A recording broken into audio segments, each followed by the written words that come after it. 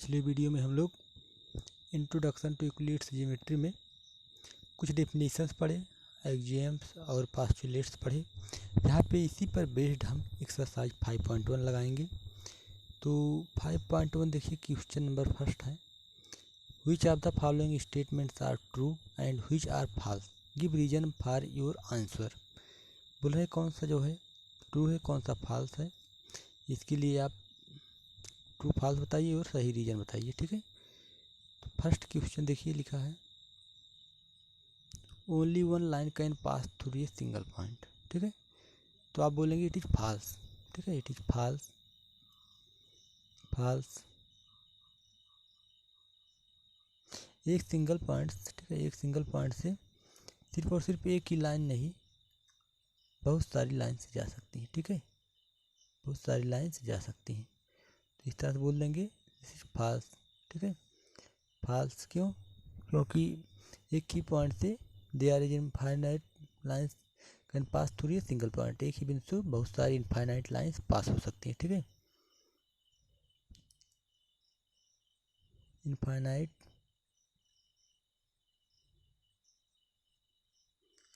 Lines can pass through a single point.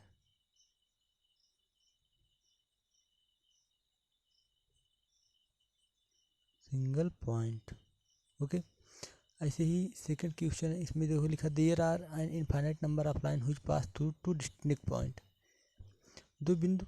ठीक है, ऐसे एक पॉइंट यहाँ पे, एक पॉइंट यहाँ पे, बोल रहे हैं यहाँ से बहुत सारी लाइंस जा सकती हैं, तो ऐसा नहीं है। ठीक है, ऐसा नहीं है। कैसे कि जो यूक्लिड्स का फर्स्ट पोस्टुलेट्स है उसके अकॉर्डिंग, ठीक है, फर्स्ट एग्जाम है, दो बिंदु से सिर्फ और सिर्फ ओनली वन लाइन का पास। ठीक है, ओनली वन लाइन। ठीक है, इसे लिख दीजिएगा सीधा उसमें, only one line can pass through A,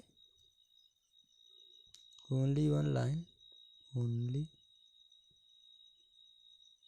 one line can pass through two distinct point.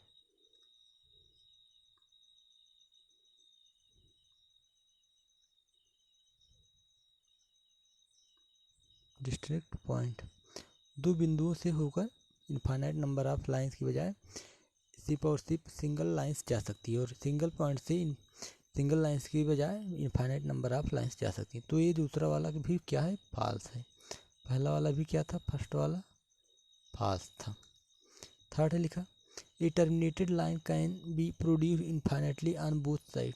ठीक है, जैसे एक स्ट्रेट लाइन इसे दी गई है, तो बोल रहे क्या इसको हम दोनों तरफ बढ़ा सकते हैं, तो बिल्कुल बढ़ा सकते हैं। ठीक है, ऐसे दोनों तरफ क्या कर सकते हैं, बिल्कुल बढ़ा सकते हैं, जितना हो सके हम बढ़ा लें। ठीक है, जितना हो सके उतना बढ़ा सकते हैं। तो ये क्या हो गया, थर्ड वाला ट्रू हो गया।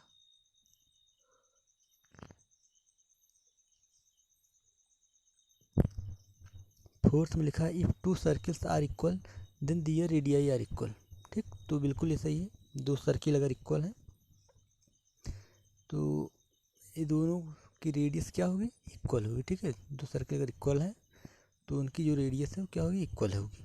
ठीक है, अभी एक क्वेश्चन नंबर 5 लिखा इन फिगर 5.9।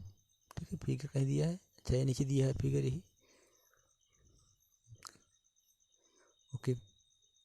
लिखा इन फिगर 5.9, जो ये फिगर्स दिए गए हैं, A B equal to P Q, A B equal to P Q है, P Q equal to X Y, P Q equal to X Y, then A B equal to X Y, तो क्या हो गया, true हो गया। जैसे ए बराबर B और बी बराबर सी, तो इसका मतलब क्या हो जाएगा, ए इक्वल टू सी, बी को हटा देंगे, जो कॉमन है उसको हटा देंगे।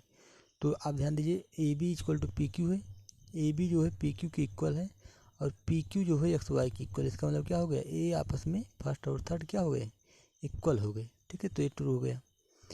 अब इसके बाद दूसरा है इसमें, ठीक है, पहला क्वेश्चन हो गया, लिखा give a definition for each of the following term, are there other term that need to be defined first, what are they and how might you defined them.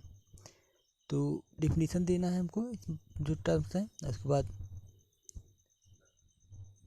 और इसमें जो है और भी कुछ क्वेश्चन हैं, व्हाट आर द माइट ठीक है, हमको इसका डेफिनेशन देना है कुल मिला के, और उसके बाद जो कुछ है नहीं इसमें सब नॉर्मल है। फर्स्ट लिखा पैरेलल लाइन, तो आप क्या बोलेंगे पैरेलल लाइन्स कैसे होती हैं, जैसे एक लाइन है एक लाइन है, पैरेलल लाइन कहीं मिलती है नहीं मिलती है, ठीक है, तो उनके बीच में कोई भी कॉमन पॉइंट नहीं होता, ठीक है। There is no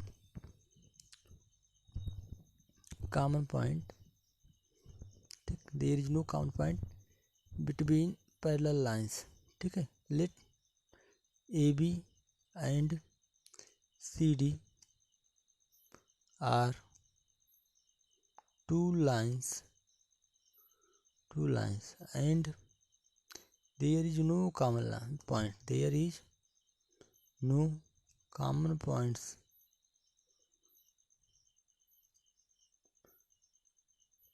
there is no, ठीक है, AB and CD are two lines and there is no common points between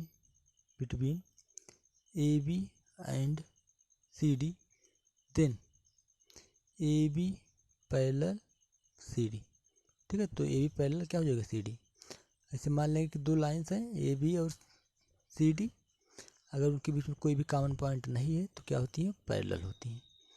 आगे लिखा है इफ़ टू सर्किल्स आर, अच्छा ये दूसरा है, ठीक है, यह है पैरेलल लाइंस और उसके बाद परपेंडिकुलर लाइंस, ठीक है, perpendicular lines. If angle between line A B and C D is 90 degree, then A B perpendicular to C D, अगर दो लाइंस ए बी और सी डी के बीच में 90 डिग्री का एंगल बनता है तो बोला जाता है उनको परपेंडिकुलर लाइंस। अगला है लाइन सेगमेंट, ठीक है, तो line segment is portion of line of certain length, जैसे एक लाइन है तो लाइंस क्या होती है, इनफाइनाइट लेंथ की हो सकती है, इसकी लाइन लेंथ जो है निश्चित नहीं होती। तो लाइन सेगमेंट क्या है, अब हम क्या किए, इसी से थोड़ा सा पार्ट काट लिए, ठीक है, थोड़ा सा पार्ट काट लिए, तो जो ये पार्ट बचा इसको हम नहीं बढ़ा सकते, ठीक है, लाइन सेगमेंट को बढ़ा नहीं सकते, तो इसे बोला जाता है लाइन सेगमेंट, ये बोला जाता है लाइन सेगमेंट। तो यही आपका line segment. Radius of circle और स्क्वायर, ठीक है, रेडियस ऑफ सर्किल आप बोल सकते हैं the distance between points centre point and radius a circle, ठीक है, इज रेडियस ऑफ सर्किल। तो किसी पॉइंट और उनके किसी सेंटर और उसके सर्किल के बीच की दूरी को क्या बोलते हैं, रेडियस बोलते हैं, ठीक है। अब इसमें जो है और कोई क्वेश्चन है, ठीक है, तो एक क्वेश्चन है स्क्वायर, इसको अपने मन से लगाइएगा कि प्रत्येक साइड बराबर होती है, प्रत्येक को 90 डिग्री होता है, ठीक, और इसके बाद नहीं आता है तो फर्स्ट और सेकंड बता दिया गया है, उसको लगाइएगा, नहीं आएगा तो पूछिएगा। बाकी आके जो है थर्ड फोर्थ फिफ्थ जो है हम नेक्स्ट वीडियोज में लगाएंगे, ठीक है। बहुत सारे सवाल हैं, थर्ड है, फोर है, फिफ्थ है, सिक्स है, तो 7 है, तो इतने सवाल लगाएंगे हम लोग और भी नेक्स्ट वीडियो में।